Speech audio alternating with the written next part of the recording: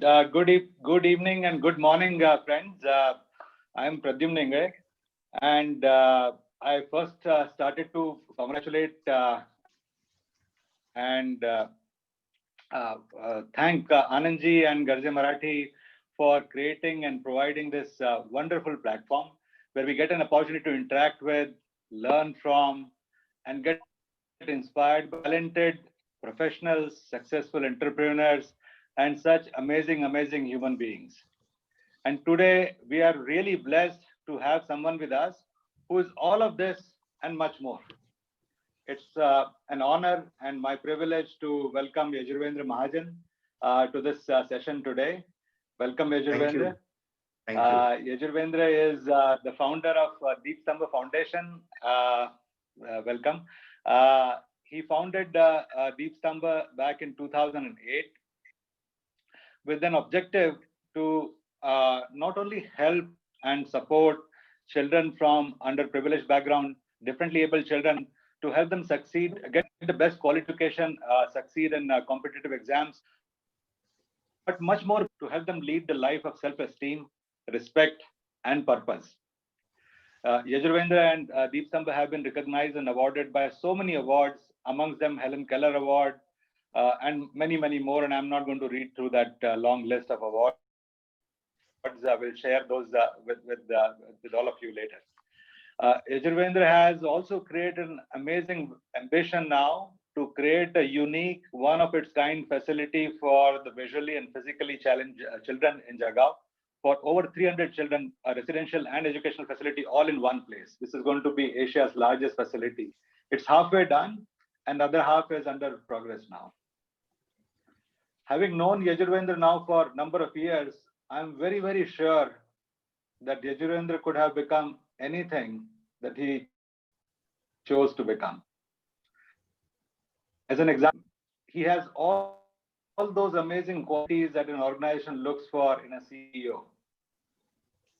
He has this amazing ability to create a vision, a purposeful vision. He has this beautiful talent to build an organization, a lean and agile organization. And very importantly, he has this ability to connect this vision, organization together, and to inspire everyone to give their best and become and achieve much more than everyone that anyone can think of. So as I said, Yajurvendra could have become anything that he chose to become. And I think he did just exactly that. He did become what he chose to become.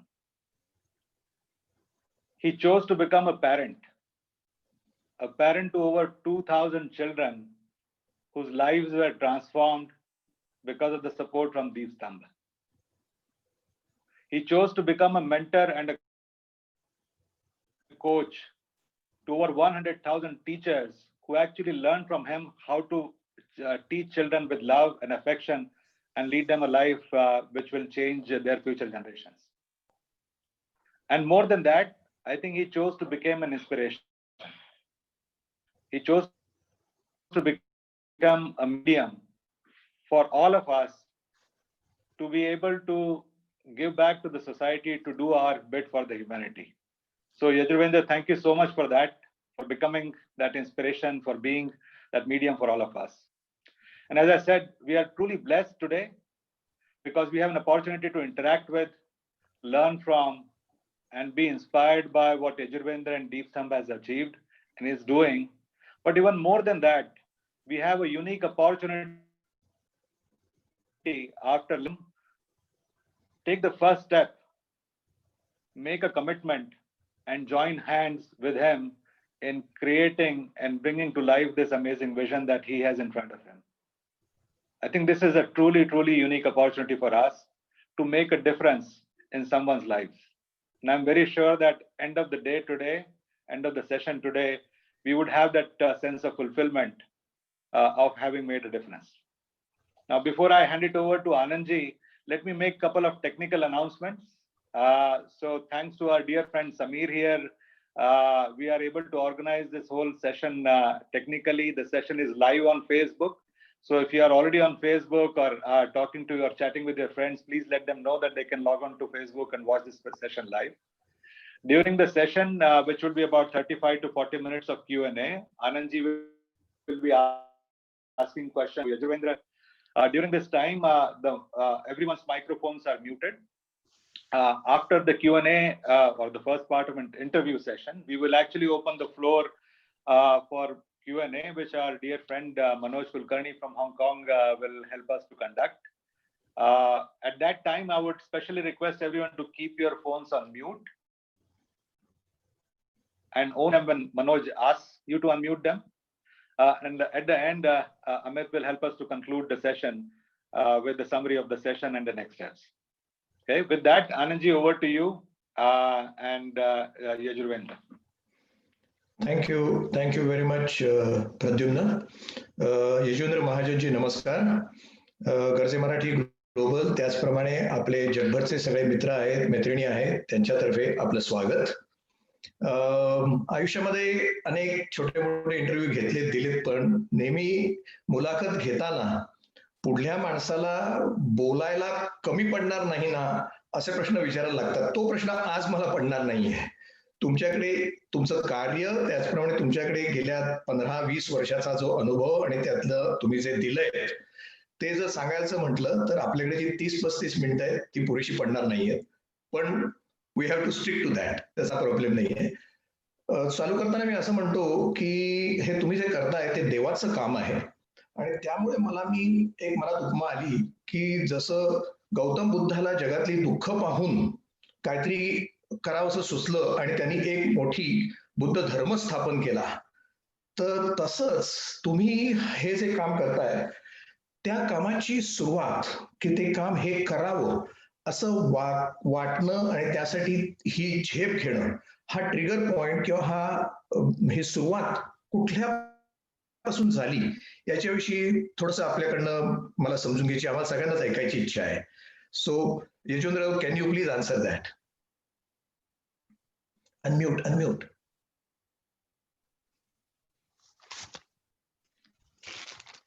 तुला unmute करता येईल का Yuzvendra? Unmute. Yuzvendra please start again. सर्वप्रथम गर्जे मराठी आणि विश्वमंथन सगळ्यांचे आभार. खरं तर आजपासून मी गर्जे मराठीचा एक छानपैकी सदस्य झालोय. तुम्ही ग्लोबल असतात, मी लोकल सदस्य झालेलो आहे आपल्याकडून, असं मी मानतो. या ज्या कामाची सुरुवात आहे तर ती मी मुळात एरंडोल या गावचा आहे, जळगाव जिल्ह्यातलं एक छोटंसं गाव आहे. आणि माझे वडील डॉक्टर होते, पण ते सेवाभावी डॉक्टर होते. म्हणजे ते 1 रुपया इंजेक्शन आणि 1 रुपया गोळ्या अशा प्रकारचं त्यांनी 30 वर्ष प्रॅक्टिस केली. पण जागरूकता म्हणून त्यांनी असं केलं की ग्रॅज्युएशन नंतर त्यांनी मला पुण्याला शिकायला पाठवलं, पोस्ट ग्रॅज्युएशन करण्यासाठी MA, आणि मी विद्यापीठात शिकायला गेलो. त्या अगोदर ग्रॅज्युएशन मध्ये असताना माझा परिचय स्वामी विवेकानंदांशी झाला, म्हणजे पुस्तकातून आणि व्याख्यानातून झाला. मग डॉक्टर बाबासाहेब आंबेडकरांशी परिचय झाला, गांधीजींशी झाला, नेताजींशी झाला, आणि मग ह्या वाचनाच्या सवयीमुळे मला ही काही ग्रेट लोक माझ्या आयुष्यात लवकर भेटली. जसं मी पुण्याला गेलो आणि मी शिकायला लागलो तिथे, तर तिथे जरा चांगलं वातावरण, अधिक उत्तम शिक्षण, असं सगळं मला जाणवलं. हे करत असताना मी स्पर्धा परीक्षा द्याव्या अशा माझ्या वडिलांची इच्छा होती, म्हणून मी ते प्रशिक्षण ज्ञानप्रबोधिनीत घेतलं आणि तिथेच मात्र मी शिकवायला लागलो, तेच स्पर्धा परीक्षांना. कारण मुळात मला शिक्षण हे खूप आवडतं आधीपासून. आणि हे सगळं करताना पुणे विद्यापीठात आणि वातावरणात जाणवायला लागलं की क्वालिटी एज्युकेशन फार महत्वाचं आहे आयुष्यात प्रत्येकाच्या. ज्याला ते मिळालं त्याचं आयुष्य बदलणार. आणि माझ्या मनात तेव्हा एक प्रश्न पडला होता आनंदजी, की माझे वडील मला पाठवू शकत होते शिकायला पुण्याला, म्हणून मी तिथे आलो. पण माझ्या बरोबरचे जवळपास 90-95% मुलं माझ्या गावातले, की जे माझ्या इतकेच कॅलिबरचे होते, पण त्यांचे आई वडील गरीब होते, जागरूक नव्हते, म्हणून त्यांना हे शिक्षण मिळणार नाही आणि मला मात्र हे शिक्षण मिळेल. या एका प्रश्नाने माझ्या मनात खूप अस्वस्थता निर्माण केली. आणि तोपर्यंत थोडी जागरूकता झाली होती, आयुष्यात काय करायचं विचार करत होतो. आणि तेव्हा हे जाणवलं की शिक्षण हे सर्वात महत्वाचं आहे. म्हणजे सामाजिक काम आणि शिक्षण हे माझे श्वास होते आधीपासून. पण मला जाणवलं की सामाजिक काम हे शिक्षणात जर केलं आणि तेही अशा प्रकारच्या ग्रामीण आदिवासी भागातल्या मुलांसाठी केलं तर खऱ्या अर्थाने समानतेची संधी मिळू शकते. आणि फक्त श्रीमंतांना ते मिळालं किंवा ज्यांची क्षमता आहे आणि ज्यांना नाही क्षमता नाही मिळालं तर समाजात फार मोठी दरी होईल. शिक्षण सगळ्यांना गुणवत्तेचं मिळावं आणि स्पर्धा नंतर सुरू व्हावी. तर हा प्रश्न जो मला मनात पडला होता त्याचं उत्तर शोधण्यासाठी मी विचार केला की हे झालं पाहिजे. तर कुणी केलं पाहिजे? तर ते आपणच केलं पाहिजे असं मला त्यावेळेस वाटलं. माझं वय 25 होतं आणि खूप प्रेरणादायी व्यक्तींच्या सहवासात मी राहिलो किंवा त्यांचं वाचत गेलो. आणि एक मूलभूत विचार त्यावेळेस मला आजही आठवतं माझ्या मनात आला होता, की जे विचार आपल्याला प्रेरित करतात, ते आपल्याला जगता आले पाहिजे. नाहीतर फक्त विचार आहेत आणि ते खूप प्रेरित करतायत आणि आपण जर कृती करत नसू, तर त्या विचारांना वांझोटे विचार असं म्हणतात. आणि म्हणून त्यावेळेस मी ती हिंमत केली, की आपण हे ग्रामीण आदिवासी भागात जावं आणि गुणवत्तेचं संस्कारक्षम शिक्षण, प्रशिक्षण हे सगळं मुलांकडे पोहोचावं यासाठी आपण स्वतः काम करावं. आणि मग मी ग्रामीण भागात परत जाण्यासाठी दीपस्तंभ फाउंडेशन नावाची संस्था सुरू केली. स्पर्धा परीक्षांचं शिक्षण प्रशिक्षण, करिअर, व्यक्तिमत्व विकास आणि विशेषतः शिक्षकांचं प्रशिक्षण. कारण शिक्षक जर गुणवत्तेचा आणि प्रेरित झाला, तर शेकडो हजारो मुलं होऊ शकतात. असं काम 25व्या वर्षी सुरू केलं. मला त्यावेळेस खूप लोकांनी विरोध केला. म्हटले, "हे करू नका. याच्याने काहीही होत नसतं. तुम्ही काही दिवसात परत जाल." आणि अनेकांनी तेव्हा वेड्यात काढलं, की असं कारण पुण्यात कोणीही जातं, परत नाही येत शक्यतो. आमच्याकडूनच 10,000 लोकं गेलेत पुण्यामध्ये आमच्या एका जिल्ह्यातून मागच्या 10-20 वर्षांमध्ये. तर मला खूप वेड्यात काढलं. पण एक पक्का इरादा होता, की काहीतरी असं करायचं, की ज्याच्याने जिथे मिळत नसेल, ज्यांना सर्वात जास्त गरज आहे, तिथे आपला उपयोग झाला पाहिजे आणि त्याच्यातून ही सगळी सुरुवात झाली. खरोखर. छोट्या छोट्या गोष्टी असतात त्याच्यातनं आपल्याला शिकण्यासारखं असतं. आम्ही लहानपणापासून म्हणजे माणसाचे विचार किंवा माणसाची कृती मोठी का होते हे आता तुमच्या एका वाक्यातनं मला जास्त जाणवलं. आपण लहानपणापासून वाचतो की मी विवेकानंदांविषयी वाचलं, मी महात्मा गांधीविषयी वाचलं, बाबासाहेब आंबेडकरांविषयी वाचलं. तुम्ही वाचलं नाही, तुमचा त्यांच्याशी परिचय झाला, तुम्ही त्यांच्याशी कनेक्ट झाला. सो हा अप्रोच असल्यामुळे बहुतेक तुम्हाला ह्या मोठ्या लोकांकडनं काय घेता येईल ते तुम्ही घेऊ शकला, कारण की तुमचा त्यांच्याशी परिचय झाला. गोईंग अहेड सर, मी तुम्हाला असं विचारतो की सगळ्यांनाच मदत करायला आवडते. प्रत्येक जण एक अंतर ठेवून स्वतःचं आयुष्य डिस्टर्ब न करता किंवा आपली कम्फर्ट लेवलच्या बाहेर न जाता बरेच जण करतात आणि करायची इच्छाही असते. हे सगळं म्हणजे ही खरी माणसाची स्वाभाविकता आहे. हे असताना तुम्ही ह्या लोकांना निवासी, ह्या मुलांना किंवा ज्यांना गरज यांना निवासी असं सुखसोयी द्यायची हे तुमच्या मनात कसं सुचलं? आनंदजी, हे काम सुरू केलं 2005 ला आणि मी प्रवास सुरू केला खूप. मी अगोदरपासून व्याख्यानांच्या निमित्ताने महाराष्ट्रभर फिरत होतो. पण 2005 नंतर मी ठरवून ग्रामीण आदिवासी भागात खूप गेलो महाराष्ट्राच्या. आणि त्यावेळेस मला खरा साक्षात्कार झाला, की समस्या काय असतात, त्यांचं मूळ काय आहे आणि नेमक्या अडचणी काय असतात. आम्ही या सगळ्या याच्यात ना एज्युकेशन फ्री द्यायला सुरुवात केली. अत्यंत गरीब मुला-मुलींना, ठीक आहे. तरी मुला-मुलींना येता यायचं नाही काही.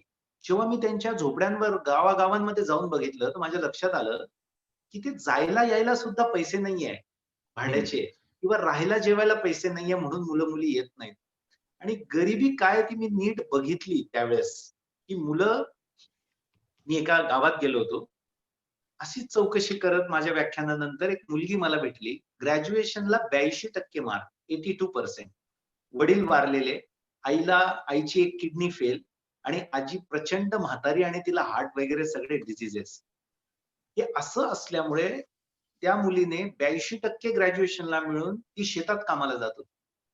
मला त्या दिवशी असं वाटलं म्हणजे मी अगदी असं वाटत होतं माझी बहीणच अशी, माझ्या बहिणीचं असं होतंय असं मला इतकं त्या दिवशी खूप उत्कटतेने वाटलं. आणि माझ्या मनात प्रश्न पडला की असं का व्हावं?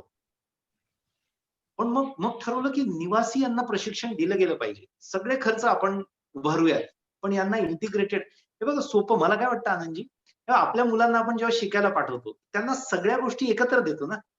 आपण असं नाही म्हणत की तू आता बाकीचं तुझं तुझं बघ. उलट आपण तर खूप जास्त देतो हा जास्त प्रॉब्लेम आहे. पण तरी जे मूलभूत आहे, ते दिलं गेलं पाहिजे. त्यांची विवंचना असली तर ते फोकस नाही होऊ शकणार. मग असं ठरवलं की यांना निवासी द्यावं. पण संस्थेकडे पण आणि माझ्याकडे पण कुठलाच पैसा नाही, जागा नाही अशी परिस्थिती होती. मुळातच हे आधीचं सुरुवात जे केलेलं होतं ते सगळं मी व्याख्यानांचे पैसे जे मिळायचे माझे त्या मानधनावर हे काम सुरू केलं होतं. मग काय करायचा प्रश्न पडला. त्याच वेळेस माझं लग्न ठरलं आणि मग माझ्या होणाऱ्या पत्नीला, मानसीला, तिच्या परिवारातल्या सगळ्यांना मी असं समजवलं आणि विनंती केली, की बघा, ज्यांची पोटं तुडुंब भरली आहेत, अशा 2-3 हजार लोकांना भरपूर जेवण देण्यात मला काही इंटरेस्ट वाटत नाहीये. आपण रजिस्टर लग्न करूया आणि त्याच्यातून जे पैसे वाचतील ना, ते अशा मुला-मुलींसाठी आपण काहीतरी करूया. ते हो नाही म्हणत मानलं त्यांनी आणि ज्या दिवशी आमचं रजिस्टर लग्न झालं, त्याच दिवशी संध्याकाळी आम्ही 10 अशा मुला-मुलींचे आई-वडील झालो. आम्ही त्या पैशातून 10 मुलांना निवासी दत्तक घेतलं आणि एक घर भाड्याने घेऊन तिथे निवासी प्रकल्प सुरू केला. आनंदजी, पुढच्या 1.5-2 वर्षात ही 10च्या 10 मुलं क्लास 1, क्लास 2 ऑफिसर झाली. आणि मग समजलं, की ये काम में आ रहा है. दिस इज वर्किंग आउट. आणि मग गुरुकुल नावाचा असा एक निवासी प्रकल्प उभा करायला विचार केला. महाराष्ट्रभर प्रवास होता. सगळे लोक ओळखत होते संस्थेला तोपर्यंत. हजारो मुलांचे अर्ज आले. आम्ही त्याच्यातून 200 मुलं निवडली. पुन्हा तेच, पैसे नाहीत आणि जागाही नाही. आणि सुरुवातीच्या काळात काय होतं आपल्या देशात, सुरुवातीच्या काळाला कोणीच मदत नाही करत हो. असं मोठं काम झाल्यानंतर मदत करतं. तेव्हा पैसे नाही, काय करायचं समजेना. पण समोर येणारे जे मुलं-मुली होते, मी तुम्हाला एक उदाहरण सांगतो आनंदजी. एक मुलगी अशी आली होती, ती सर म्हटली, "मला काहीही करा, आपल्याकडे प्रवेश द्या." तिला म्हटलं, "बेटा खरंच पैसे नाही राजा आता आणि जागा पण नाही. तर तू 6 महिन्यांनी ये." ती म्हटली, "सर 6 महिने आम्ही तग धरू शकणार नाही." मी म्हटलं, "काय झालं बेटा?" तर ती म्हटली, "सर 3 महिन्यापूर्वी मी एका खेड्यातून आली आहे यवतमाळकडच्या. काही वाद झाला जमिनीवरून आणि गावातल्या 4 लोकांनी माझ्या आईला जिवंत जाळून टाकलं, दुपारच्या वेळेस. तो ॲक्सिडेंट दाखवला. हे बघून माझे वडील त्यांचं पूर्ण त्यांची मती गेली आणि आज मी आणि माझा भाऊ आमची शिक्षण सुरू आहे, ते थांबले. खूप दुरून नाव ऐकून आले, पण मला प्रवेश द्या." मला सांगा आनंदजी, असं आल्यानंतर असे शेकडो हजारो मुलं येत राहतात. तुम्ही काय सांगणार त्यांना, की कसं आहे ना, बजेट नाहीये ना आणि जागाही नाहीये, तर कसं आहे आम्ही जरा अडचणीत आहोत, तुम्ही नंतर या. हे असलं काहीही सेन्सिटिव्ह, संवेदनशील व्यक्ती करू शकत नाही. आणि मग काय करायचं, तर अशा वेळेस मी एक विचार केला. आमचं एक घर होतं. तर म्हणजे माझ्या वडिलांचं घर होतं वडिलोपार्जित. वडील वारले माझे 2001 लाच गेले अचानक.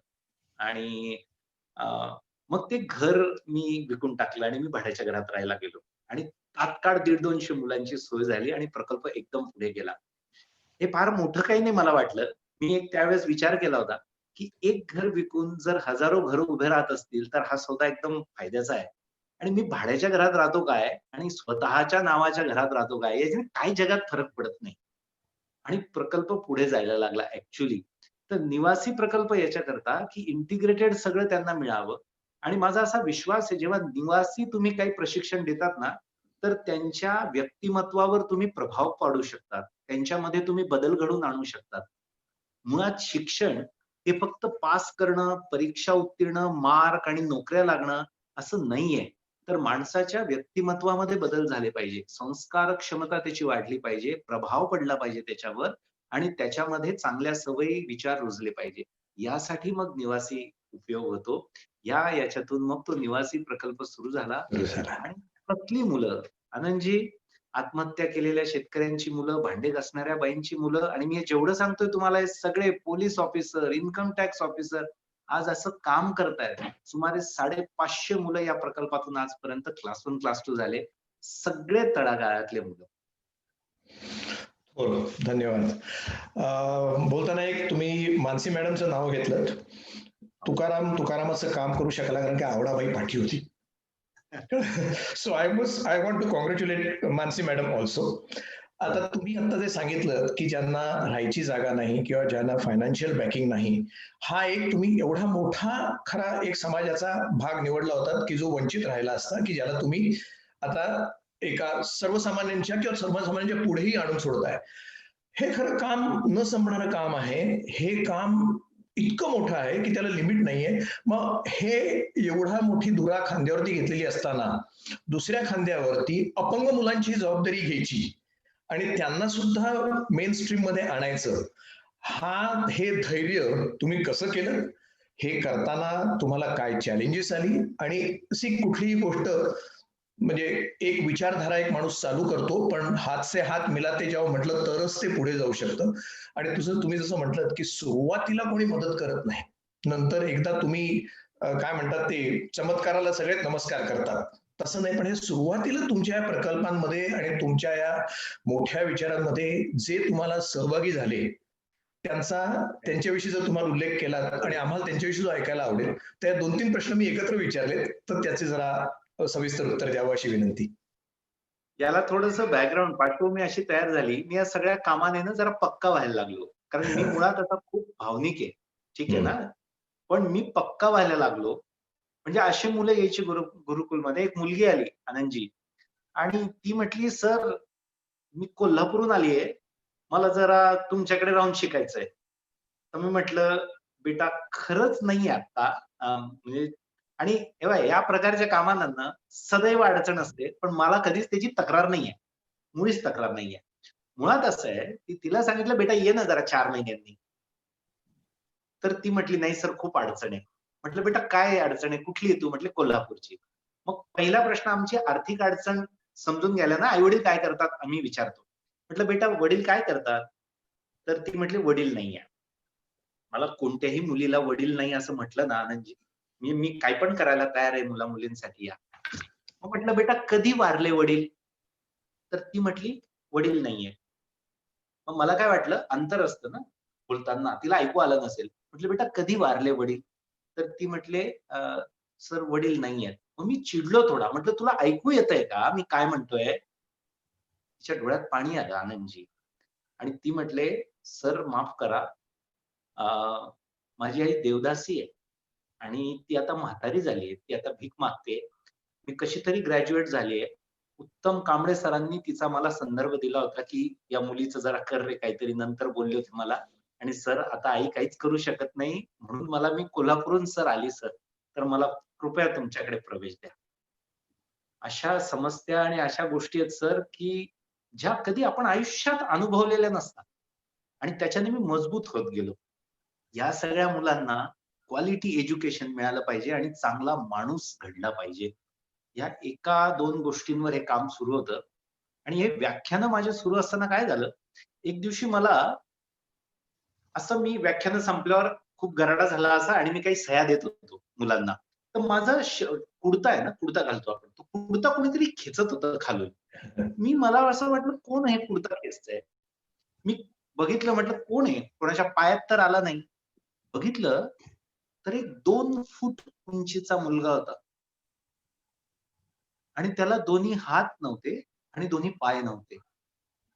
आणि तो मला म्हणत होता, सर मला खूप छान वाटलं तुमचं ऐकून. आम्ही नाही काही करू शकत का आमच्या आयुष्यात? तो एक क्षण सर, माझ्या मनात पुन्हा प्रश्न आला आनंदजी, की आपल्या देशामध्ये जे अपंग मुलं-मुली किंवा व्यक्ती आहेत, ते उच्च स्तरावर कुठेच दिसत नाही. तुम्ही बघा, जज नाही, मोठे उद्योजक नाही, कलेक्टर नाही, ठीक आहे, प्राचार्य नाही, कुलगुरू नाही, कुठेच मोठ्या याच्यावर नाही. का नाही? पुन्हा प्रश्न पडला. मी त्याचा शोध घेतला. महाराष्ट्रभर प्रवास केला त्याच्यासाठी, आणि सगळ्या दिव्यांग अपंगांना भेटलो. मला 2 गोष्टी सापडल्या. समाजाने आधीपासून ठरवून घेतलंय, की अपंग आहे म्हणजे फार काही करू शकत नाही. आणि दुसरं असं ठरवून घेतलंय, की हे काहीतरी देवाची अवकृपा आहे, आणि अरे, अरे, अरे, म्हणजे त्यांच्या दृष्टीने दया या नावाखाली त्यांना संबोधलं जातं. मी तुम्हाला सांगतो सर्वांना, अपंगांचं नुकसान जेवढं अपंगत्वाने केलेलं नाही, तेवढं आपल्या या 2 दृष्टिकोनांनी केलेलं आहे. आणि मग मला जाणवलं, की जे आपण सगळे अध्यात्मात शिकलोय, मॉडर्न सगळ्या सायन्सेसमध्ये आणि सगळ्या मॅनेजमेंट स्किल्समध्ये शिकलोय, की आँखों से और हाथों से कोई आगे नहीं होता है. तो आँखों से हाथों से नहीं, तो दिमाग से आदमी आगे जाता है, हौसलों से आगे जाता है. मग मी या मुलांशी बोलायला लागलो की अरे तुम्ही पाहिजे ते करू शकतात. तर या सगळ्या बोलण्याने ती मुलं खूप प्रेरित झाली आणि आता म्हटली चला आम्हाला काहीतरी करायचं सर, हायर एज्युकेशन घ्यायचं. मी नंतर शोध घेतला, संबंध भारतात या मुलांना जे डीप डम आहेत किंवा जे ब्लाइंड आहेत यांना उच्च शिक्षण, उच्च करिअर याच्यासाठीच्या सुविधाच नाही, व्यवस्थाच नाही, स्टडी मटेरियल नाही, शिकवणारे नाही आणि संस्था नाही. किती भयानक. आणि मग ज्या मुद्द्यावर संस्था सुरू केली होती की ज्यांना सर्वात जास्त गरज आहे त्यांच्यासोबत आपलं जीवन आपण घालवलं पाहिजे. मग विचार आला की जसं आदिवासी ग्रामीण मुलांना अडचणी आहेत त्याहून जास्त अडचणी अपंगांना आहे आणि म्हणून ठरवलं की या मुलांसाठीच आता निवासी प्रकल्प करायचा. पुन्हा तीच अडचण की रिसोर्सेसच नाही. मला अपंगत्वाचं फार माहिती नाही, पैसा नाही, जागा नाही. पण एकदा तोपर्यंत अनुभव आला होता की स्वप्न बघायची, काम सुरू करायचं आणि ते जर खरंच खूप हृदयापासून असेल आणि निस्वार्थ असेल तर निसर्ग शक्ती सुद्धा कामाला येते आपल्या. काम सुरू करायला गेलो, मनोबल नावं द्यायचं ठरलं. कारण मनाची स्ट्रेंथच माणसाला आयुष्यात पुढे नेते. बाकी स्पेअर पार्ट फार काही उपयोगाचे पडत नाही आणि असले नसले फार काही फरक नसतो. मनोबल सुरू केलं आणि तुम्हाला काय सांगू म्हणजे आपण अपंग का म्हणतो मुलांना मला ते सुद्धा समजत नाही. आता अशी परिस्थिती आलेली आहे. इतकी डायनॅमिक मुलं. मुळात हे जे चैतन्य असतं आपल्यातलं ते आपल्या आत असतं. आता दीप भव असं आपण जे म्हणतो ते आपल्या आतल्या प्रकाशाने आपण आपलं जीवन जगतो. हे सगळं त्या मुलांना जेव्हा सांगायला लागलो त्यांच्यात अमेझिंग बदल व्हायला लागला. पुन्हा तेच त्या मुलांना हे करणं की तुम्ही पण IAS होऊ शकता, तुम्ही अधिकारी होऊ शकता, कुणालाच पटायला तयार नाही. त्यांना म्हटले लोक की असं शक्य नाही, तू काहीही आणतो आणि काहीही करतो, हे असलं काही होत नसतं. पण ते काम व्हायला लागलं. ते नेमकं कसं होतं ते आपण एका व्हिडिओत बघूयात. एक 3 मिनिटांचा व्हिडिओ माझी विनंती आहे. आपण समीरजी तुम्हाला दाखवतो. समीर.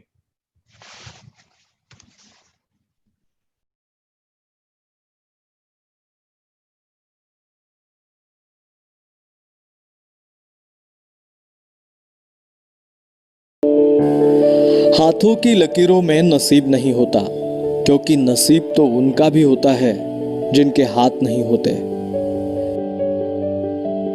या मुलीला दोन्ही हात नाहीयेत, पण तिच्या डोळ्यात स्वप्न आहेत. कारण ही स्वप्न पाहण्याची हिंमत तिला दीपस्तंभ फाउंडेशनच्या मनोबल प्रकल्पाने दिली आहे. आपल्या देशात 18 वर्षांवरील गरीब, आदिवासी, अपंग आणि अनाथ विद्यार्थ्यांना गुणवत्तेचं शिक्षण मिळालं पाहिजे, समाजाने त्यांना आपलं मानून बळ दिलं पाहिजे, या उद्देशाने प्राध्यापक यजुर्वेंद्र महाजन यांनी त्यांच्या सहकाऱ्यांसोबत दीपस्तंभ फाउंडेशन अंतर्गत मनोबल आणि संजीवन प्रकल्पाची सुरुवात केली. अंध, अस्थिव्यंग, मूकबधिर, अनाथ आणि आदिवासी विद्यार्थ्यांना higher education, MPSC, staff selection, bank, computer training तसंच स्किल डेव्हलपमेंट हे सर्व निवासी आणि निशुल्क प्रशिक्षण देणारी दीपस्तंभ ही भारतातील पहिली संस्था आहे. अपंगत्व म्हणजे दुबळेपणा हा गैरसमज पुसून मनोबलने अनेक दिव्यांग विद्यार्थ्यांच्या स्वप्नांना बळ दिलंय. मनोबल केंद्रातील अनेक मुलं आज स्वतःच्या पायावर स्वाभिमानानं जगतायत. त्यांच्या डोळ्यातील अश्रूंची जागा आज आत्मविश्वासाने घेतली आहे. ते रडण्याऐवजी परिस्थितीशी 2 हात करत आहेत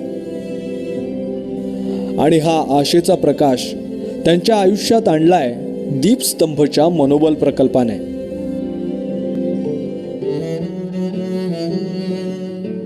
इथं राहणाऱ्या प्रत्येक विद्यार्थ्याचा 1 वर्षाचा खर्च जवळपास 80,000 रुपये आहे आणि हा खर्च अनेक चांगल्या संस्थांच्या, सेवाभावी माणसांच्या आर्थिक मदतीतून भागवला जातो. आज मनोबल प्रकल्पात 272 विद्यार्थी राहतात. मनोबल हे अशा जिद्दी विद्यार्थ्यांसाठी एक हक्काचं घर आहे. त्यांना कुणाची दया नको, मैत्री, विश्वास आणि प्रेम हवंय.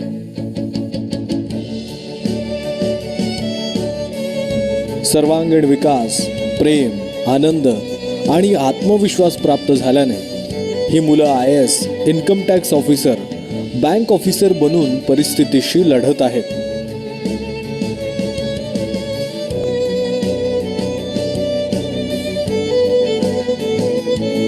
मनोबल ही भारतातील वंचित युवक युवतींसाठी एक नवी पहाट आहे. Let's come together to make this world more beautiful and also make our life more meaningful.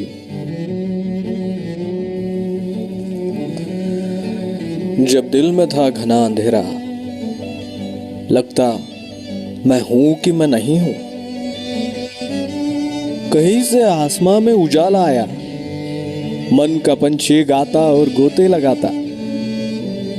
अरे आसमां तो हमेशा से ही खुला था. सच, मुझको मेरे होने पे यकीन आ गया. सच, मुझको मेरे होने पे यकीन आ गया.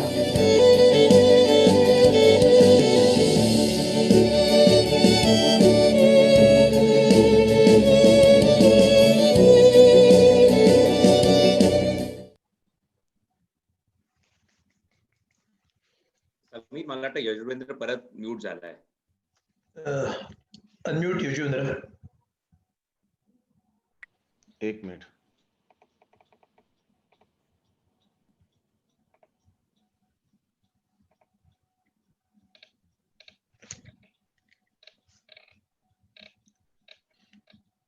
लिस्ट मध्येच नाही. Yuzvendra, unmute yourself. You can unmute yourself Yuzvendra. Yes, आता झाला. ओके, ठीक है. सपने देखने के लिए आंखों की जरूरत नहीं होती है, और यदि सपने देखने के लिए आंखों की जरूरत होती तो जिनको आंखें हैं वो आज तक कितने सपने देख लेते. हे त्या मुलांमध्ये रुजवायला लागलं. आणि मग कारण काय होतं, पिढ्यानपिढ्या, शतकानुशतक अपंगांच्या मनात हेच टाकलं गेलं होतं की तुम्ही फार काही करू शकत नाही, तुम्ही छोटं मोठं काम करा. त्याला छेद दिला आपण आणि असं म्हटलं की तुम्ही पाहिजे ते करू शकता. What ever you just dream, you can do it. हा म्हणजे त्यांना पेलायला सुद्धा खूप वर्ष लागले आणि अजूनही लागतायत, पण इट इज पॉसिबल. आणि ते आपण करायला गेलो की ठीक आहे ना, सर्व प्रकारची कामं चांगली असतात, पण उच्च स्तरावर जाण्याचं पण काही लोकांची क्षमता असते, त्यांना हे मिळावं म्हणून आपण हे प्रयत्न केले. पंकज नावाचा मुलगा आहे. सर्व 21 प्रकारचे डिसेबिलिटी असतात आनंदजी, आणि त्याच्यातले जवळपास 14 प्रकारचे आपल्याकडे आहेत. माझा मुलगा हा पंकज, याला दिसायला अडचण आहे, याला बसायला अडचण आहे, याला चालता येत नाही, पाठीत असा प्रॉब्लेम आहे की तो बसून नीट व्यवस्थित फार वेळ शकत नाही. पुन्हा त्याचं शरीर कमजोर आहे, कारण की कमी वयात म्हणजे अर्ली हे होतं, त्याचा जन्म झालेला. बसता येत नाही, चालता येत नाही, बघता येत नाही. आणि याची आई गेली 6 वर्षाची असताना आणि याचे वडील गेले 9 वर्षाचे असताना. अजून एक मी शिकलो, गरीबाला नातेवाईक नसतात सर. म्हणजे आता आपण सगळे यशस्वी आणि खूप वेगळे आहे ना, आपल्या गावातला माणूस सुद्धा सांगतो की आमचं खूप जवळची भावकी आहे, पण कोणीच करायला तयार होत नाही. आई नाही, वडील नाही, बहिणीला असा गंभीर आजार की ती आता जाईल काही दिवसात, आणि भाऊ त्याचा दारुड्या, तो अशा भावाला रोज मारायचा. आणि असा हा पंकज या सगळ्या वातावरणात राहून चांगला माणूस घडणं, आत्मविश्वासाने पुढे जाणं, या वातावरणात आता पंकज ग्रॅज्युएट झालाय, MSW करतोय. आणि आता पंकज पुढचे काही मुलाखती तर माझ्या पंकज देईल संस्थेच्या, मी जास्त बोलणार नाही, इतका तयार झालाय. पंकजचं स्वप्न असं आहे की माझ्या आयुष्यात ज्यांना माझ्याहून जास्त अडचणी आहे ना, अशांसाठी मला माझं आयुष्य समर्पित करायचंय. अशी मुलं सगळी तयार व्हायला लागली.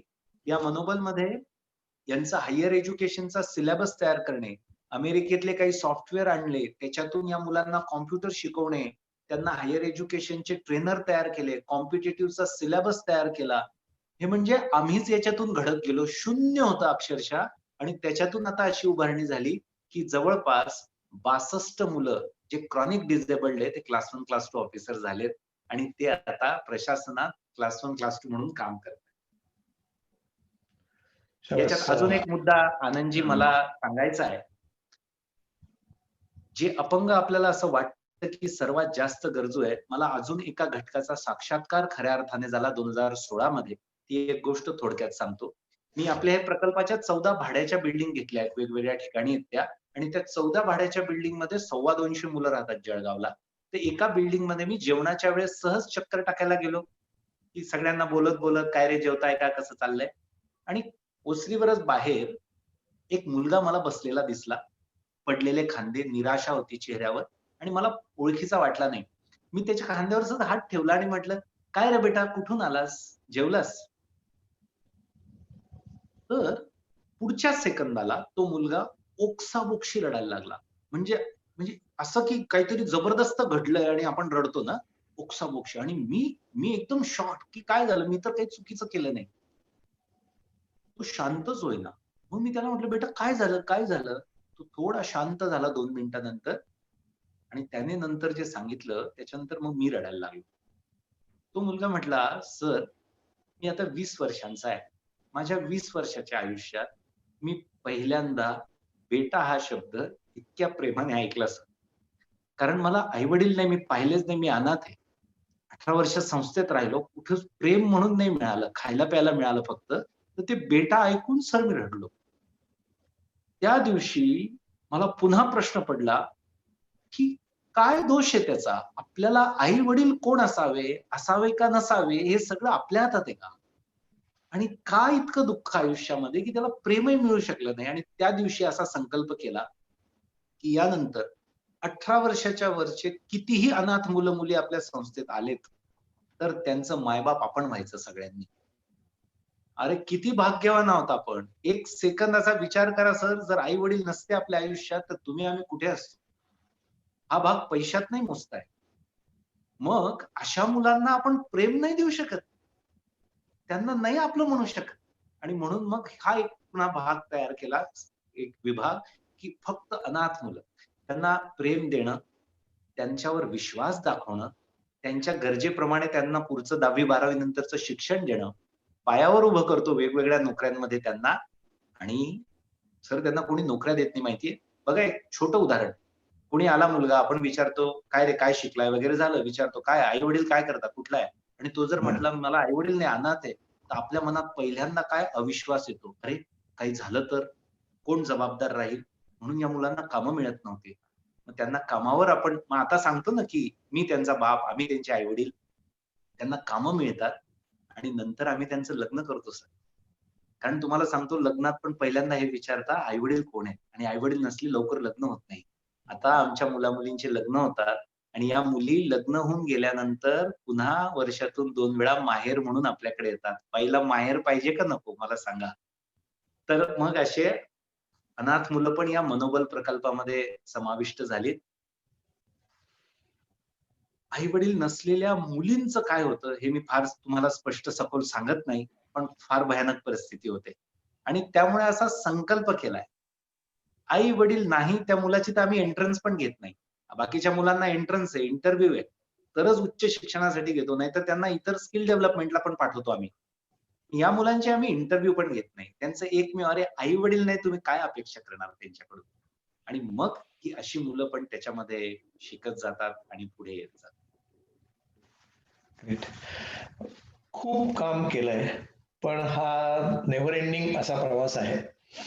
तर तुमच्या मनामध्ये नेहमीच तुम्ही लहान म्हणजे गेल्या 20-25 वर्षात तुमचा प्रवास ऐकला, तुम्ही नेहमीच मोठी स्वप्न किंवा मोठी ध्येय ठेवून काम केलं. जे लोकांना जे अशक्यप्राय वाटतं, की लोकांना वाटतं की याच्यापासून दूर राहावं, असं काम तुम्ही सतत करत आलात. तर एक पुढला प्रश्न असा होतो, की आता ह्याच्यानंतर पुढे तुमच्या मनामध्ये काय आहे? पुढल्या प्रवासाची तुमच्या मनात काय आखणी केलीत? आणि त्यासाठी सगळ्यांनाच काहीतरी कॉन्ट्रिब्यूट करायला वाटतं, तर त्यासाठी तुमची आमच्या सर्वांकडनं काय अपेक्षा आहे? मुळात सर हे सगळं काम करत असताना अ, मुळात चॅलेंजेस खूप आहेत आणि त्या चॅलेंजेसच्या माध्यमातून भविष्यातली सगळी स्वप्न तयार झालेली आहेत. कुठल्याही संस्थेला असं काम करताना अ, आर्थिक गरज असते असं मला वाटतं, आधी वाटायचं, पण आता मला तसं नाही वाटत. पहिली गरज असते माणसांची. तुम्ही बघा पैसे उभारले जाऊ शकतात, पण अशा विचारांनी, सेन्सिटिव्हिटीनी आणि अशा प्रकारचं काम सातत्याने करणारी लोकं लवकर मिळत नाहीत. आम्ही हे सुद्धा सोशल वर्क प्रोफेशनली करण्याचा प्रयत्न करतो. ज्या तरुणांना याच्यात यावंसं वाटतं, आम्ही त्यांना उत्तम मानधन देतो. असं नाही की तुम्ही खूप कमी मानधनावरच काम करा. बघा, त्याग सेवा हे काय आपल्या आयुष्यात आपल्याला करावं असं वाटलं तो आपला वैयक्तिक निर्णय आहे, सगळ्यांनी करावा असं नाही. पण माणसांचं चॅलेंज आहे, जागेचं चॅलेंज आहे आणि मग आर्थिकचं चॅलेंज आहे.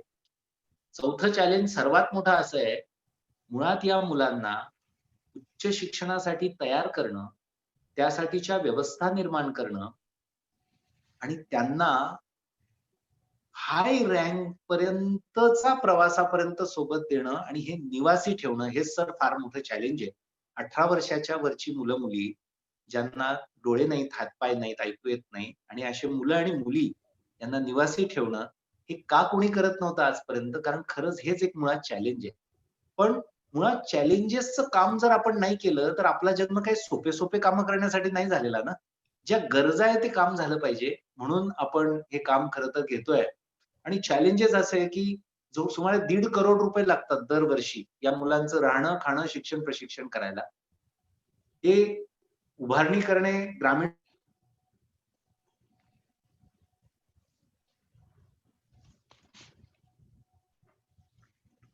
आणि दुसरं या मुलांना राहायला खूप अडचणी येत होत्या कारण ऍक्सेसिबिलिटी लागते आणि ते आपल्या बिल्डिंग्स कुठल्याच नसतात.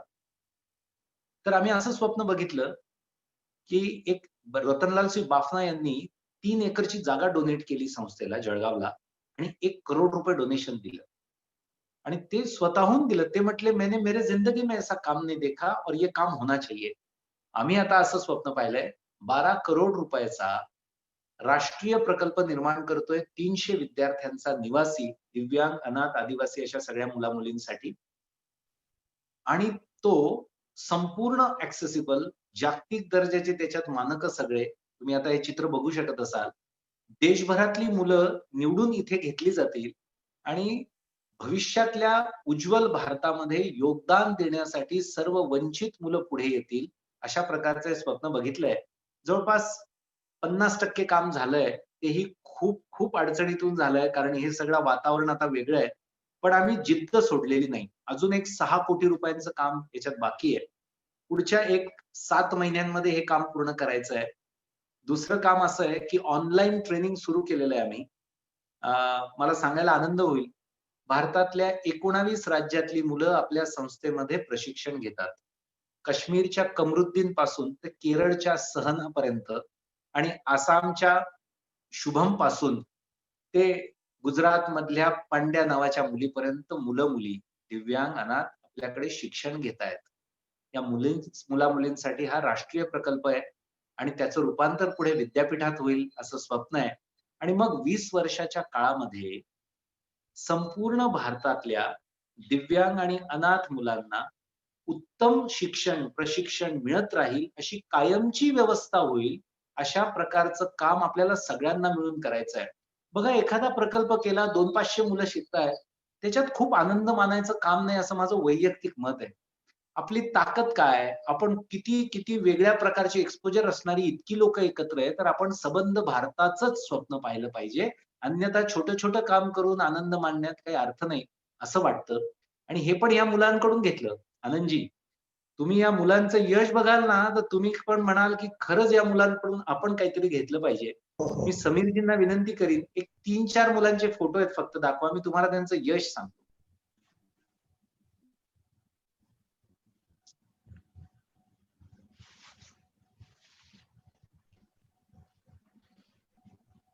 हां. ही माझी मुलगी. तुम्हाला सांगतो, हिला क्रॉनिक डिसॅबिलिटी आहे. म्हणजे ही चालू शकत नाही, ही बसू शकत नाही, हिची मान व्यवस्थित राहू शकत नाही आणि या मुलीला बोलायला अडचण आहे. तुम्ही विचार करू शकता, तिला ग्रॅज्युएशनला 82% मार्क आहेत. हा माझा एक मुलगा आहे. मला याची स्टोरी सांगायला आवडेल. त्याचं नाव उमेश आहे. हा जो उभा आहे माझ्याजवळ, त्याला 1 हात आहे आणि 1च पाय आहे. आणि असा 1 हात 1 पायाचा हा मुलगा मागच्या वर्षापर्यंत नंदुरबारच्या आदिवासी पाड्यांवर, पहाडी भागामध्ये हा रोज 4 किलोमीटर एका पायावर शाळेत जायचा आणि 4 किलोमीटर पुन्हा त्याच पायावर परत यायचा. 8 किलोमीटर एका पायावर जायचा शिकायला. हे पोरगं आता आपल्याकडे शिकतंय आणि 5 मिनिटाच्या अंतरावर आता त्याची शाळा आहे. थोडं पुढे घ्याल sir, Sameerji? Sameerji, next slide please. हां, नेक्स्ट स्लाइड प्लीज. जीवन नावाचा मुलगा आहे सर माझा. त्याला दिसत नाही. ठीक आहे, तो ब्लाइंड आहे आणि त्याला आई वडील सुद्धा नाही. म्हणजे तो अनाथ पण आहे आणि ब्लाइंड पण आहे. मित्रमैत्रिणींनो, जीवन आज बँक प्रोबेशनरी ऑफिसर झालाय.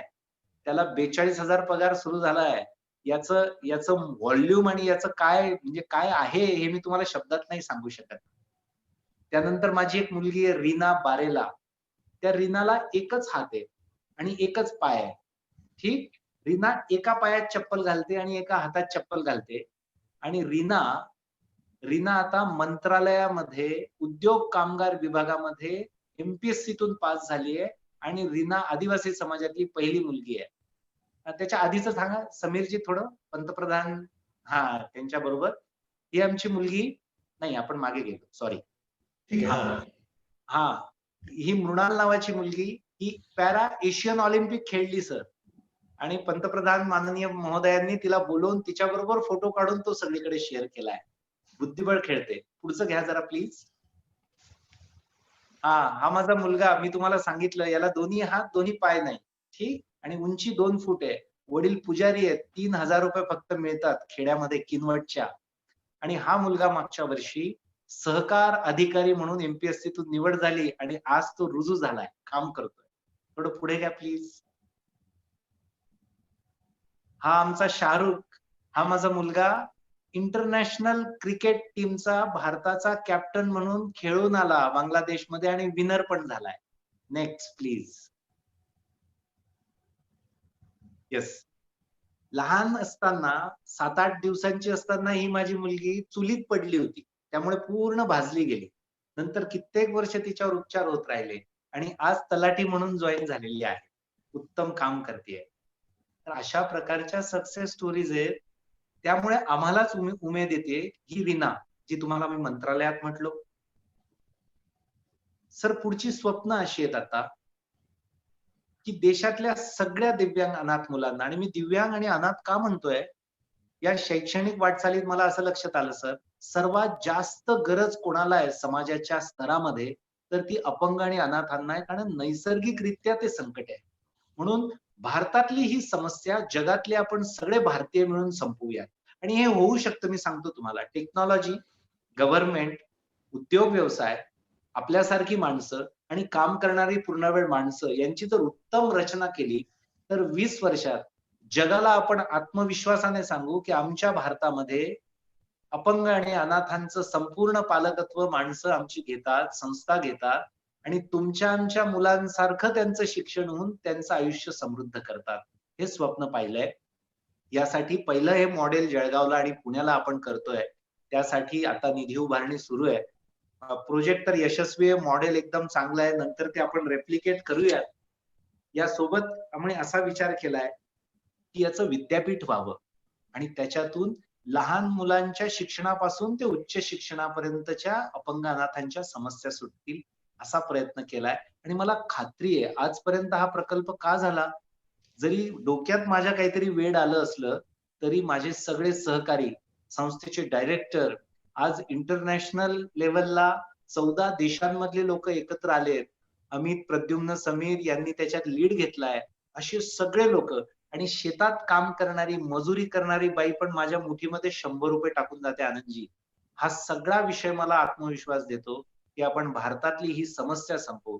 आणि एका आयुष्यामध्ये आपण सगळे जर हे करू शकलो तर मला असं वाटतं अर्थपूर्ण आयुष्य जगण्याचा आनंद आपण घेऊ शकू असं स्वप्न पाहिलंय. हे भविष्यातले प्लॅन्स.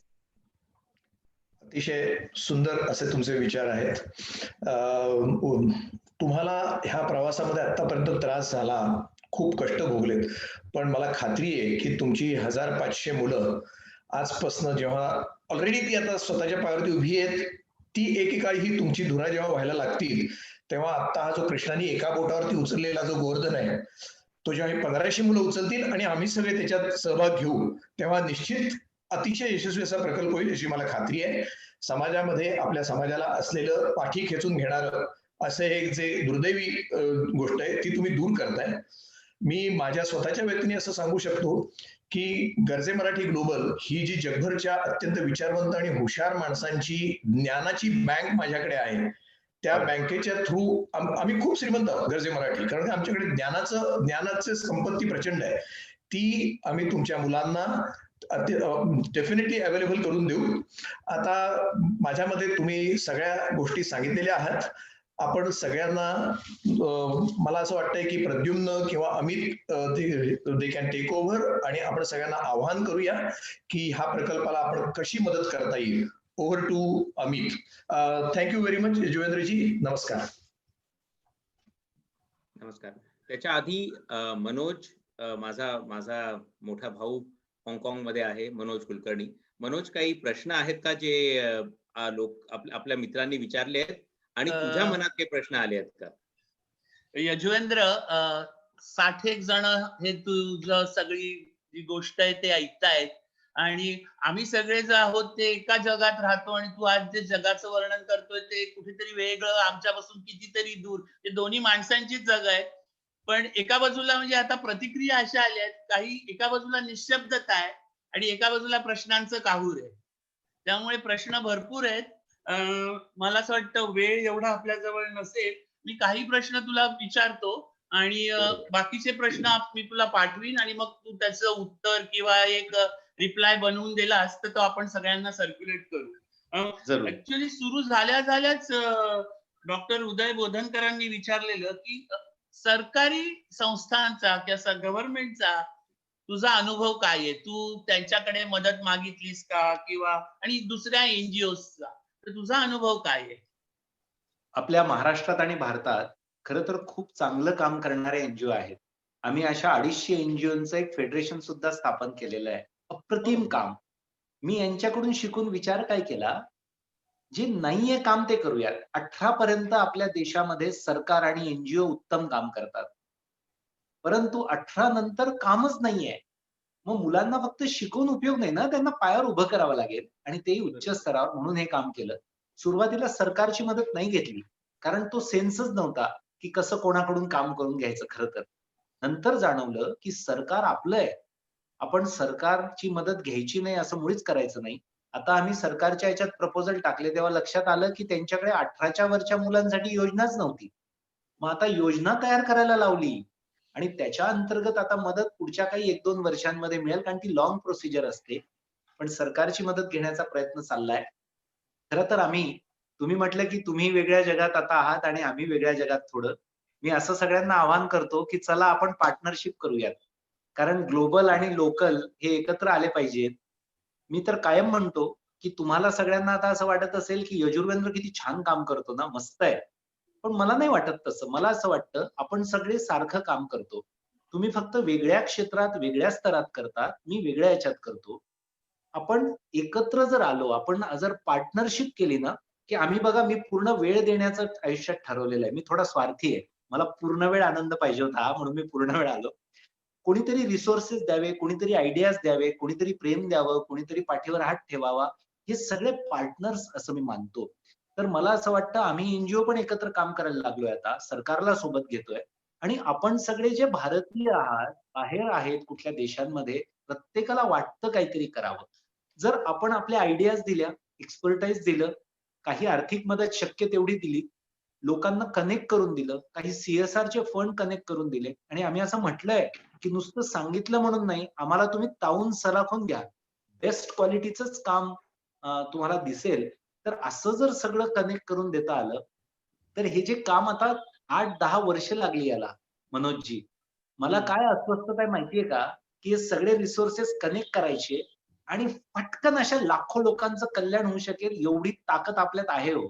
पण काय होतं की या कामावरनं प्रायोरिटी नाही दिली जात आणि पुन्हा कॉन्ट्रीब्युट करताना किंवा विचार करतानाही कमीत कमी इतकं तरी करावं असा विचार असतो. मी माझ्या आयुष्यात पहिल्यांदा हे करत गेलो की जास्तीत जास्त काय करता येईल आणि त्याच्यामुळे हे काम उभं करायला मदत झाली. लोकही मदतीला आले. मला असं वाटतं आपण एकत्र येऊन पार्टनरशिपने हे काम करूयात तर खूप पुढे जाईल. आय थिंक आम्ही गरजे मराठीत एक शब्द वापरतो हल्ली, ग्लोकल, ग्लोबल आणि लोकल. त्यामुळे हा आणि सुरुवात आहे असं म्हणेन त्या ग्लोकलसाठी.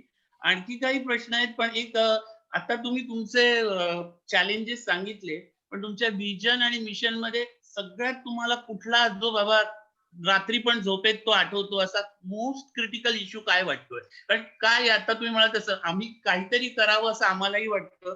तुमच्या आमच्याकडून काही अपेक्षा आहेत, पण जस्ट पुढची पायरी तर काही म्हणजे जास्त स्पेसिफिक वर आपण आता स्पेसिफिक वर नाही जाऊ शकणार, पण तुमची सगळ्यात महत्वाची समस्या किंवा प्रॉब्लेम काय? भारतातलं एकमेव आणि सर्वात मोठं असं एक प्रकल्प उभारला जातोय आणि चिंता अशी आहे, या कोविड-19च्या काळात ना आम्ही कोणासाठी निधीला जाऊ शकलो, कोणी इथे बघायला येऊ शकलं नाही आणि खर्च मात्र सुरू होते. हा प्रकल्प बांधकाम झाला पाहिजे. 6 कोटी रुपये आवश्यकता आहे. मी तुम्हाला सांगतो, सगळ्या भारतातल्या या विद्यार्थ्यांची मानसिकता बदलून जाईल अशा प्रकारचा प्रकल्प आहे. कदाचित भारताचे महामहिम राष्ट्रपती याचं लोकार्पण करतील जुलै-ऑगस्ट मध्ये, असं आम्ही पक्क केलेलं आहे. या प्रकल्पासाठी जर रिसोर्सेस मिळाले ना, अगदी आम्ही 100,000 रुपयापासून ते 10 लाखापर्यंतचे रिसोर्सेस आता येतात किंवा मोठ्या-मोठ्या कंपन्या देऊ शकतायत. या रिसोर्सेससाठी आपल्याला काही करता आलं तर बघा, एका मुलाचा खर्च हा 80,000 रुपये लागतो आणि मी माझ्या सगळ्या जवळच्या लोकांना सांगतो, की आपल्या पोटच्या पोरांबरोबर अशी 2, 4, 5, 10 मुलं आयुष्यात जर शिकवून टाकली ना, तर मला असं वाटतं सेलिब्रेट झालं सालं लाईफ एकदम मस्त. कारण थोडंसंच लागतं यांच्यासाठी. पण ही पोरं आयुष्यात खूप प्रेम करतात आपल्यावर आणि त्याच्या पलीकडे मला काय वाटतं, यार आपली जिम्मेदारी आहे. This is gratitude. मनोजजी तुम्ही खूप मोठे आहात माझ्याहून. मला असं वाटतं हे काही करणं-बिरणं नाही. मी मुलांबरोबर जे करतो ना, तर मला फील काय माहितीये, मला आयुष्यात हात, पाय, डोळे सगळं दिलं यार. माय-बाप दिले, इतकं सुंदर जीवन दिलं. तर मी काहीतरी परत केलं पाहिजे ना आणि ते किती केलं पाहिजे? तर जितक्या ताकदीचं आणि दर्जाचं मला मिळालंय ना बॉस, त्याच्याहून दशपट जास्त मी दिलं पाहिजे. या भावनेतून आपण सगळे एकत्र येऊया. हा पहिला 6 कोटीचा टप्पा झाला ना, नंतर या प्रकल्पाला खूप मदत नाही लागणार. नंतर आपण भारतातले असे प्रकल्प उभारू आणि सगळ्या भारतात काम करूयात. पण त्याच्यासाठी सुरुवातीच्या टप्प्याचे हे 6 कोटी रुपये आता हवेत. हेच मला रात्रंदिवस आता डोक्यात असतं. घडलेलं आहे. मला असं वाटतं अजून काही प्रश्न आहेत ते पाठवीन, पण आणि अमितकडे देतो कारण ऑलरेडी 11 वाजायला आलेत. मनोजजी, पण मला एक फक्त Yes. सांगायचं आहे. संस्थेचे काही व्हिडिओज आणि डिटेल्स असलेलं एक पोस्टर आहे. मी समीरजींना सांगितलं की ते समोर दाखवावं. त्याच्यावर ईमेल आहे, नंबर आहे आणि कनेक्ट होण्यासाठीच्या सगळ्या गोष्टी आहेत. दीपस्तंभ फाउंडेशन नावाचं YouTube चॅनल आहे. त्याच्यावर खूप सुरेख इन्स्पायरिंग हे सगळे व्हिडिओ आहेत. तर समीरजींनी ते जर पोस्टर दाखवता आलं तर जरा प्लीज दाखवा. आम्ही चॅटमध्ये email address, phone number type करा ना, म्हणजे पीपल कॅन कॉपी पेस्ट. तो झाला आहे ऑलरेडी. कोणीतरी कॉन्टॅक्ट डिटेल्स मागितलेले आणि मला असं वाटतं आपण ऑलरेडी ते हे डिटेल्स आहे, दिलेलं आहे सगळं आलंय. मानसी दीपस्तंभ ताईंनी उज्ज्वल आहे का? हेच पेज आहे. येस. मानसी ताईंनी ते शेअर केलेत, आता परत केलेत त्यांनी सगळ्यांच्यासाठी शेअर. या संदर्भात आहेत सगळे डिटेल्स. येस. परफेक्ट. आपण यजुर्वेंद्र, तुझ्यासोबत एकदा तुझं ऐकायला लागलो की 2 गोष्टी होतात. एक तर डोळ्यांमधलं अश्रू थांबत नाहीत आणि आज मी बघत होतो की खूप लोकांचे, बहुत लोगों की आंखें नम हुई थी. आणि ही काय भावना आहे मी तुला सांगतो, कारण की आम्ही सगळे या बाजूला बसलो आहोत.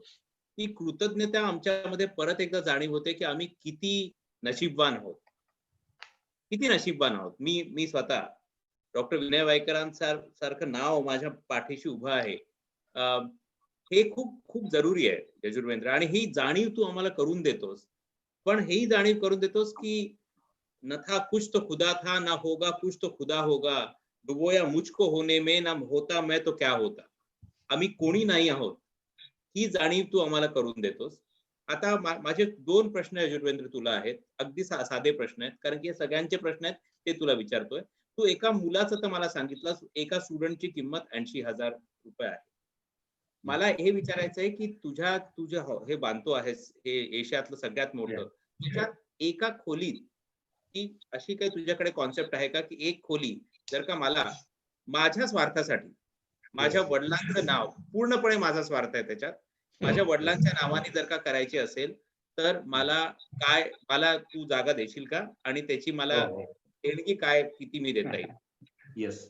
खरं तर अशा व्यक्तींचं तिथे असणं, त्यांचं स्मृती हे आमच्यासाठी पण आशीर्वाद आहे.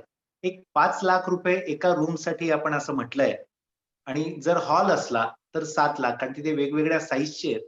तर एक 5 लाख 7 लाख असं जर डोनेशन मिळालं तर त्या परिवाराच्या स्मृतीत आपण ते कायमचं राहतं. एक चांगल्या प्रोजेक्टमध्ये कायमची ती स्मृती राहते असं त्याच्यामध्ये दिलेलं आहे. काही मोठे हॉल आहेत त्यांना 15-20 लाख रुपये, ज्याच्यामध्ये एक 200-200 मुलं लेक्चर्स ऐकू शकतील अशी व्यवस्था आहे. तर 5 लाखापासून आहे. तर मग डॉक्टर विनय वायकरांच्या नावात मी माझ्याकडनं 7 लाख रुपये तुला देतो आहे आणि हे मी माझ्या आनंदासाठी आशीर्वाद. देतो आहे. तुझं काही त्याच्यात हे नाहीये, पूर्णपणे माझा स्वार्थ आहे. माझ्या हृदयाचं थोडंसं बोज कमी करायचंय म्हणून मी तुला देतोय. म्हणून ही देणगी माझ्याकडनं स्वीकार कर, एवढंच माझं तुला हे राहील. समीर, आपण सगळ्यांना अनम्यूट करू शकलो तर प्लीज, कारण की मला वाटतं खूप लोकांना बोलायचं आहे. मला अविनाश काळेंनी आता मेसेज पाठवला, पर्सनल मेसेज पाठवला की त्याला आणि सोनालीला हे करायचंय. तर एक मिनिट सगळ्यांना अनम्यूट कर. आणि खूप प्रचंड मोठं काम आहे आणि आमचं भाग्य आहे, मला वाटतं हे आमच्या सगळ्यांचं भाग्य आहे की आम्ही आज तुझ्याशी बोललो, तुझ्याशी कनेक्ट झालो. हे आमच्या सगळ्यांचं भाग्य आहे. अविनाश, तुला काहीतरी बोलायचं? एक मुद्दा. अविनाश नंतर डॉक्टर उदय बोधनकरांना पण बोलायचंय. मी सगळ्यांना एक एक करून जाणारच. एकच फक्त मुद्दा सांगतो की ह्याची YouTube आणि व्हिडिओ अवेलेबल आहे. तो सगळ्यांनी मॅक्झिमम कॉन्टॅक्टशी शेअर करा. ही बातमी जगभर पोहोचवणं हे काम हे आपल्या सगळ्यांचं कर्तव्य आहे. Okay. Mukund, can you Mukund Kulkarni please? गोरा घारा कोण होता माणूस? हा बोलतो, ऐकतो. यस, ऐकतो. नेदरलँडचा होता काय कोणी? नेदरलँडचा नेदरलँडचा. अविनाश काळे. Hello. Namaskar. Avinash, please speak. Yes, thanks, Captain. Captain. Salute Yajuvendra ji and Deepastamba team. This is an amazing. I'm speechless, to be honest. And at least a small contribution from me and Sonali would be definitely we will share this with our friends network and try to get more help, whatever is possible from Europe. But at least personally, me and Sonali would like to pledge at least a student for each year throughout our life. And please count us. Thank you Avinashji, and do visit the project also. तुम्ही सगळ्यांनी एकदा प्रकल्पाला या आणि तिथे तुम्ही येत चला. थँक्यू. थँक्स. परपेच्युअल कॉन्ट्रीब्युशन टाकलेलं आहे. So it's a really big thing. मी सर्वप्रथम I congratulate Ganu sir for giving such a wonderful presentation of Yajuvendra Mahajan. Sorry, म्हणजे मी या फील्ड मधला आपल्याला समजतो, मी बॉस समजतो कॉमनवेल्थ असोसिएशनचा, पण मला इथे नमूद करावं वाटेल की मला खरंच तुमच्या दीपस्तंभाबद्दल माहिती होती. ती माहिती करून दिल्याबद्दल गरजे मराठी गरजेचं आणि गानू सरांचं आणि अमितचं आणि त्यांचं मी हे करतो धन्यवाद. की आमची संस्था आहे Commonwealth Association for Health and Disability युकेची, 54 देशाची आहे. आमच्या संस्थेमार्फत आम्ही काय करू ते मी गानू सरांशी बोलेल. तुमच्या पुढे जळगावला आहे का? मी तर जळगावला खूपदा आलो, मला कोणी सांगितलं नाही. I am very sorry. तुमचे व्हाईस चान्सलर आहे सुधीर मेश्राम, त्यांचा मी घेत होतो. खूपदा आलो मी. डॉक्टर वडोदकर आहे तिथे आयुर्वेदाचार्य, त्याचा क्लिनिक. पण मला सॉरी म्हणजे I am sorry, I could not. घरचा डायमंड आम्ही तुम्हाला घरचा डायमंड दिल्याबद्दल थँक्यू. तुमचा अद्वितीय कार्यक्रम, तुमचं हे जे आहे, कारण की मी बाबा आमटेंच्या याच्याशी निगडीत आहे. आमटे जेवढे दिव्यांगाच्या संस्था आहे, पण आय एम व्हेरी सॉरी की I was not aware of your. पण थँक्यू. आय एम माझ्यातर्फे आणि माझ्या संस्थेतर्फे जेही मदत होईल ते आम्ही करू. मी अनुसराशी बोलू. Mind blowing. Thank you. Salute you for your vision and vision. आणि एक सांगतो यजुवेंद्र, गव्हर्नमेंटच्या आता हे जेव्हापासून प्रोएक्टिव्ह गव्हर्नमेंट आलं, खूपशा स्कीम आहेत ज्या आपल्याला माहित नसतात दिव्यांगासाठी. दिव्यांगाच्या सगळ्या मिनिस्ट्री सुद्धा मोदी साहेबांनी केलेल्या आहे. तर आणि मी आता याचा महाराष्ट्राचा ऍडव्हान्सर झालो स्टेटचा मेडिकल कॉन्टॅक्ट करेन सर आपल्याला. I will contact. माझं सेशन 5 मेंबर ऑफ पार्लिमेंट बरोबर झाला आता. काही लागला तर मी तुमचा ईमेल घेतला, तुमचा फोन घेतलाय. Will be in touch. Thank you. धन्यवाद. आणि honoured by your gesture and your mission. एक महत्वाची गोष्ट यातनं आपल्याला शिकण्यासारखी आहे की लोकांपर्यंत आपल्याला पोहोचलं पाहिजे, लोकांपर्यंत आपल्याला पोहोचलं पाहिजे. म्हणजे डॉक्टर उदय बोधनकर सारखा अत्यंत सामाजिक असलेला माणूस त्यांना माहिती नव्हतं, तर आपली जबाबदारी बनते सगळ्यांची की we should take it to the world. Thank you sir. मी आनंद, मी एक सेकंद बोलू शकते का सुलू? Please please. नमस्कार. पहिल्याने तुझे आभार, इतकं चांगलं काम पुढे आणलं. मी 2 मिनिटच बोलणार आहे. मला फक्त असं वाटतं की एक आपल्याला ते म्हणाले की आम्हाला पैसे मिळतात, आम्हाला माणसं हवी आहेत, त्यांचा वेळ हवाय आणि माझी ते द्यायची तयारी आहे. तर मी एक संशोधक आहे, खूप अनुभव आहे, अमेरिकेत पुष्कळ मुलांना मार्गदर्शन केलेलं आहे. खूप वेळा शिक्षण घेताना पुढे त्या शिक्षणाचं काय करायचं हे भान लोकांना नसतं, हे मला कळतं. डिग्री करता डिग्री घेत राहायची आणि मग नंतर नोकरी मिळत नाही. माझ्याकडे 2 गोष्टी आहेत. एक म्हणजे मी उत्तम मराठी बोलते इथे 35 वर्ष राहून.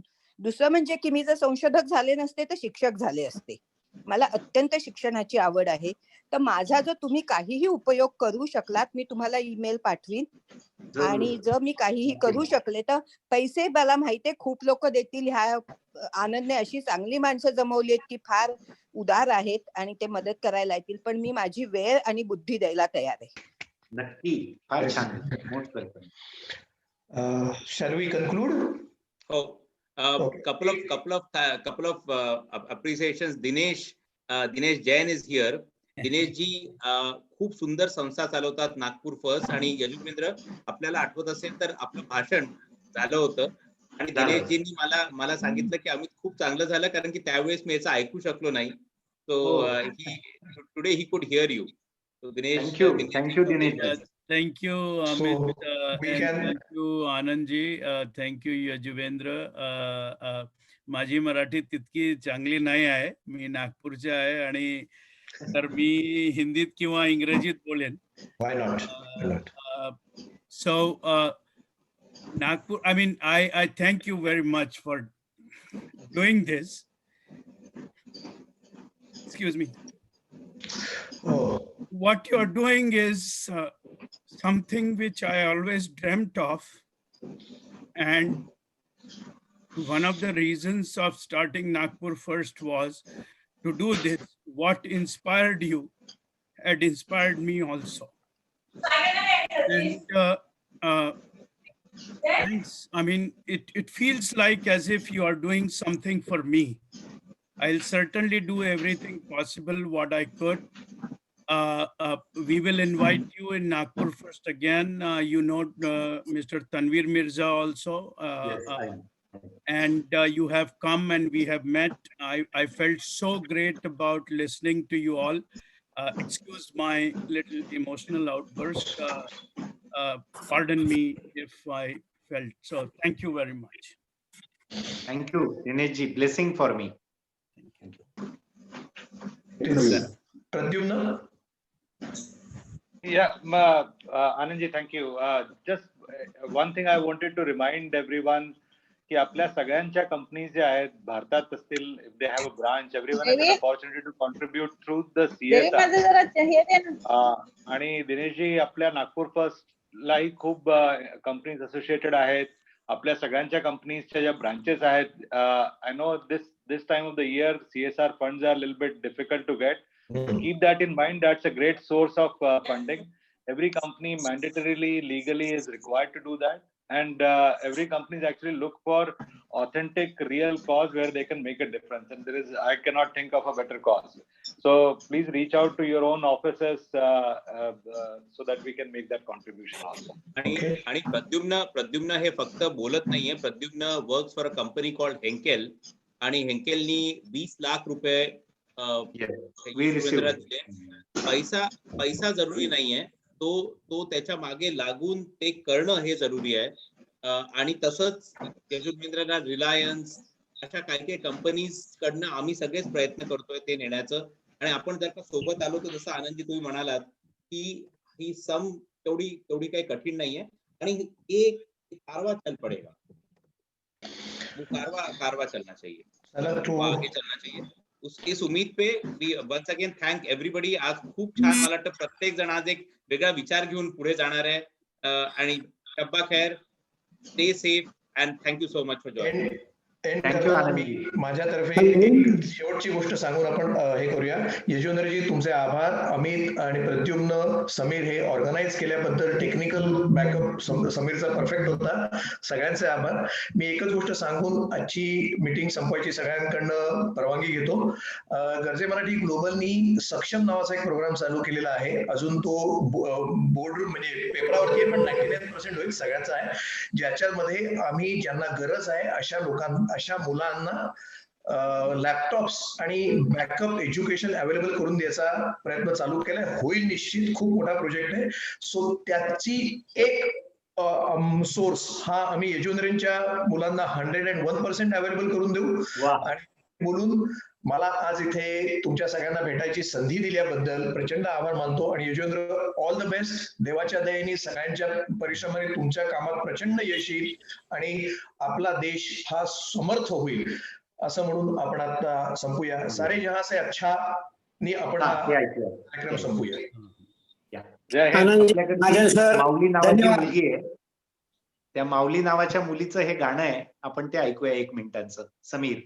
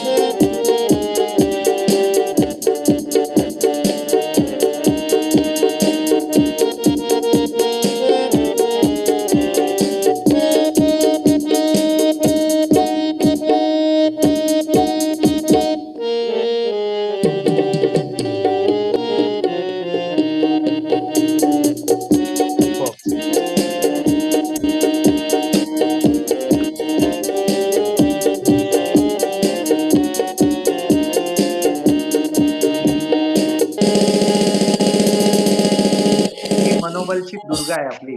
नवरात्रीच्या शुभेच्छा सगळ्यांना. खूप खूप शुभेच्छा.